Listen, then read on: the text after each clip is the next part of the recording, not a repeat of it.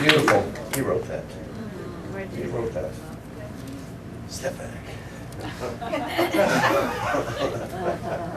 Well, what does that mean, step back, except, to let God lead the way means in my thoughts. It's not letting, obviously, hopefully that's obvious to everyone, it's not about letting a person lead the way and I just follow. It means let my God thoughts, good orderly direction within my thoughts, lead the way into all of my decisions. And my decisions are made, let's face it, we make them so fast on everything we say and everything we do and how we feel. We're choosing it. We're deciding how to feel. We're deciding what to think. We're deciding all the time what we ought to think and what ought to. And let's face it, we're often mistaken. We're often mistaken in our deciding, especially if we decide unconsciously. But if we seek a greater consciousness, if we seek to put the Christ, bless you, if we seek to put the Christ mind into our consciousness, our super conscious mind into our consciousness, this week is on the balance, or the law of balance and equalization. That's what this talk is on. And I said that the talk is called, It's Not Nice to Fool Mother Nature. Remember that commercial? Yeah. I had the tissue. I had the t-shirt. Oh, t-shirt, okay. That's funny. It's not that you can fool Mother Nature. It's not nice to try to. In fact, it's foolish.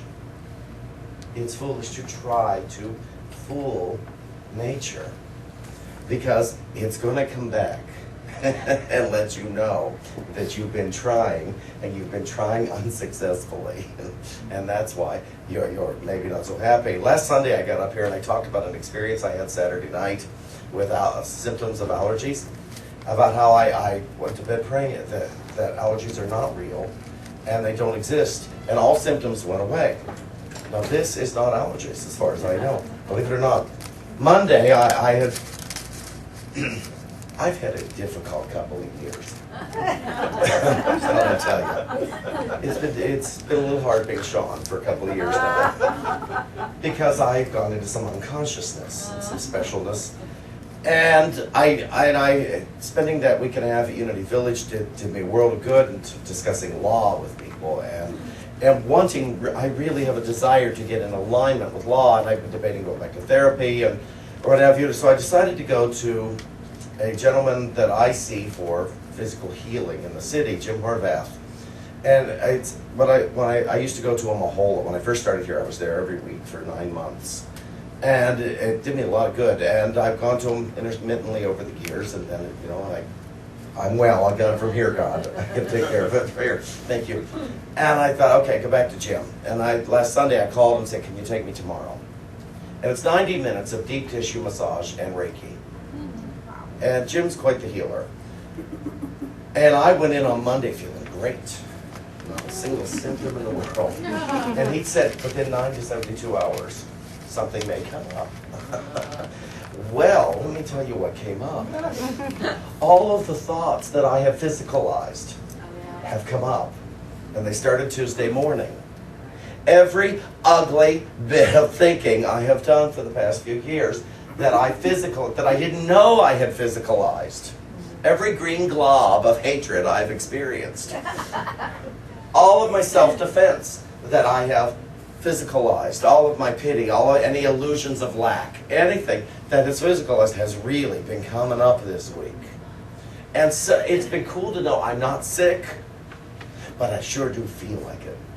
It feels like all the symptoms, but I know I'm not sick. Cleansing. But wow, the stuff you don't know you have inside, or at least stuff, don't let me put this on you. The stuff I didn't know was inside of me. I could practically put faces on every green glob that has come up. It's like, oh, these are my illusions about you. It's not the person. It's what I've been thinking about the person. It's never the person. It's my thoughts about the person and the events.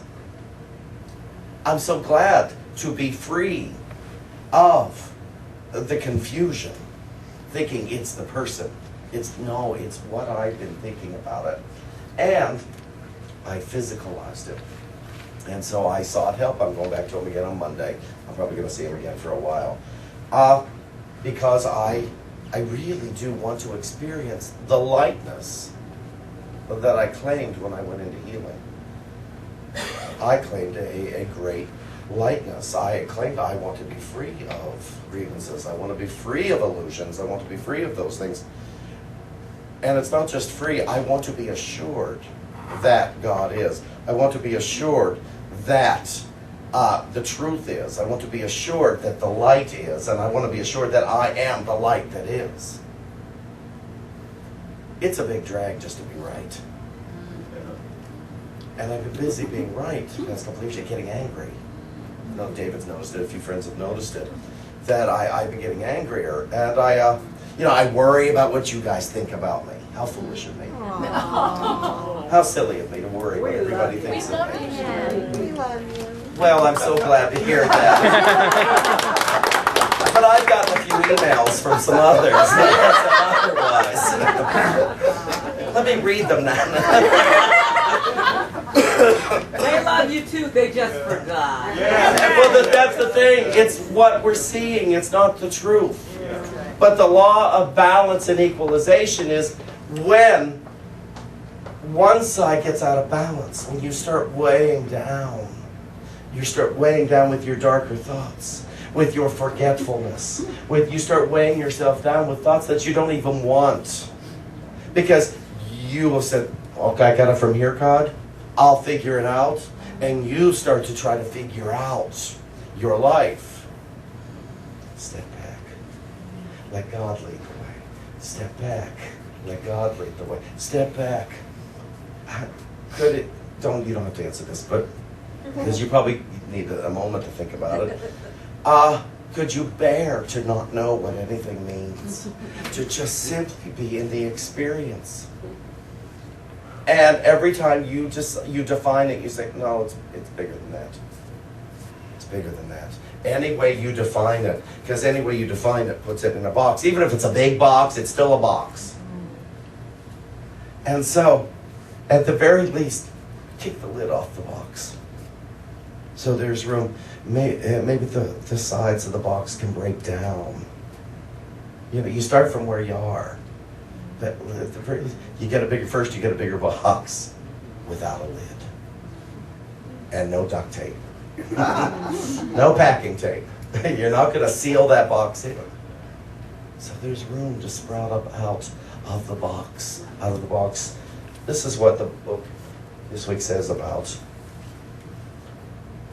the law of balance and equalization. The metaphysical Bible that I've been using for this part of this series of the universal laws. I think the next time I go through this, it's still by Renford.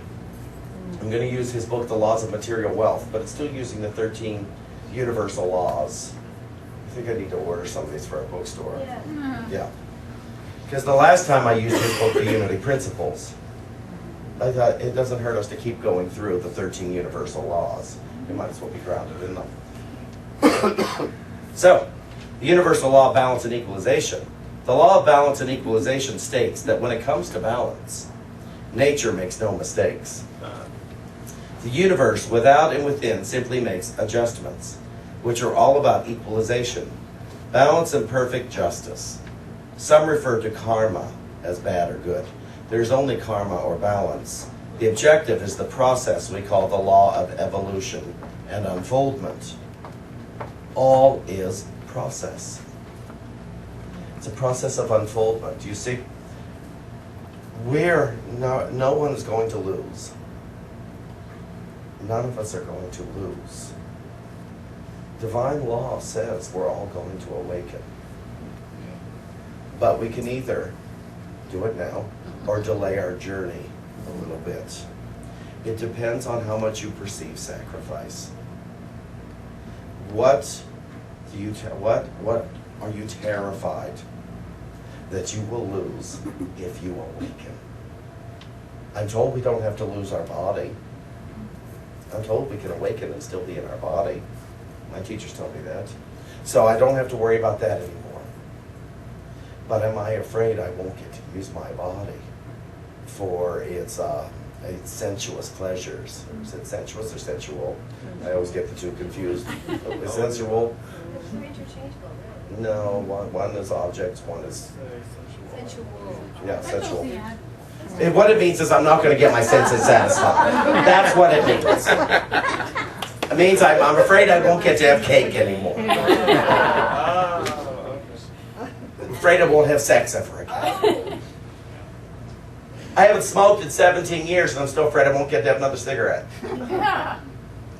When I wanted to, I told you, when I was thinking about quitting smoking, I was afraid I'd never drive again. And I wouldn't be able to talk on the telephone again if I didn't smoke. And finally I had to say, I don't care. Then I'll never drive again. Then I just won't talk on the phone. But smoking's in the way of my God relationship. And that was more important to me. So right now, what's more important to me? Cake? Cookies? My relationship with God? I don't know. I'm not willing to explore it far enough.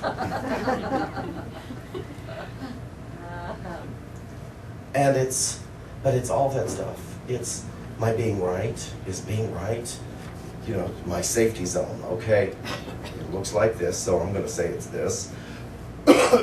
This looks like this, so I'm going to say this is this. This looks like this, so I'm going to say this is this. This looks like this, so I'm going to say this is it. So now I'm safe. Don't anybody change it. Don't anybody come in and try to tell me it's different. And then nature goes and comes in and tells you it's different. Your best friend comes in and tells you it's different. Your spouse or your children come in and tell you it's different. Or your body comes in and tells you it's different. Or suddenly, there's a still small voice that comes in and tells you it's different. And suddenly you don't know God anymore. You thought you and God were buds. And you thought you were safe with the God that you knew. And God went and changed on you. Now, obviously God didn't go and change. But you had an inkling that what you thought was God was too small. God's bigger than what you thought God was. And when you find out God is bigger than what you think God is, what you find out is you're bigger than what you think God is. And your neighbor is bigger than what you think God is. And your grievances are bigger. Or maybe the fact is maybe your grievances are smaller than what you thought they were. And maybe your lack is smaller than what you thought it is. And maybe everything is nothing. And maybe nothing is everything. Could you bear to be no thing? I said this to Roger a few weeks ago. I happened to point to him in a class one night and I said, and you're no thing. And he was able, and it wasn't intentionally him, but afterward he said he was so grateful to realize, I am no thing. And no thing is different than nothing. I am no thing, which makes me free. Being no thing means I'm not an object. Objects are bound by limitation. But what is no thing bound by? I can't be afraid of losing no thing. Is anybody here afraid of losing nothing? Yeah. Think about it. I am no thing. Therefore, I am free to be here now, undefined, unfettered, having a good time. Just having a good time. I am free to be right here. That's what the presence of God is. Our antecedents in New Thought, Emma Curtis Hopkins, that was her main message. Be present in the presence of God. The presence of God is all that there is. And everything that there is in the presence of God. But it's about the presence of God. So begin to desire the presence of God. Don't desire it as if it is something that is missing. desire it as if it is something you already have and you love using. Like a great old sweater. You don't desire your great old sweater as if it's missing, I hope. No, you pick it up, or whatever it is you have that is wonderful. You desire to use it often, very, very frequently, perhaps daily. That's what you desire the presence of God is something that you already have. And therein lies your freedom. Because what you want is in that presence.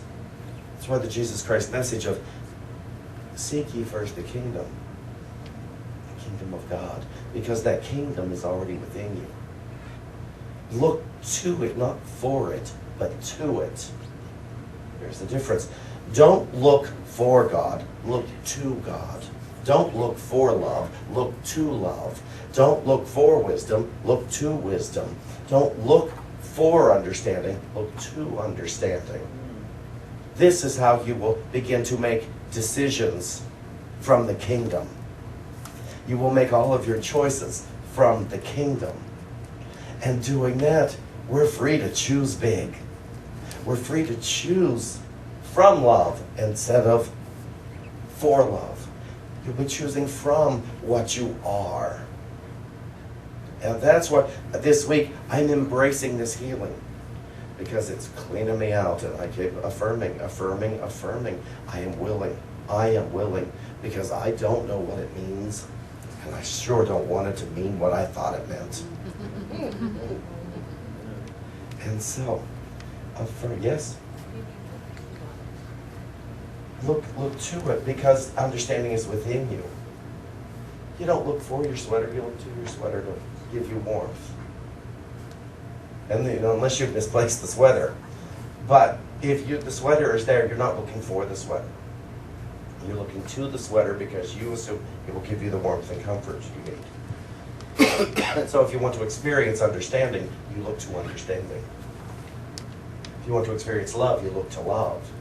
If you want to, it's not something separate from you. It is a part of you. It is a vital, living part of you. You can't be without it. But like the sweater, you can leave it over the back of the chair and not use it. But you still have the sweater. That's the best example I can think of right now. Does that make sense? So, take the sweater off the back of the chair. Take the understanding off the back of the chair. Take the understanding back from the back of your mind and put it in the front of your mind. Look to the good that you are to experience the freedom that you are. Thank you so much.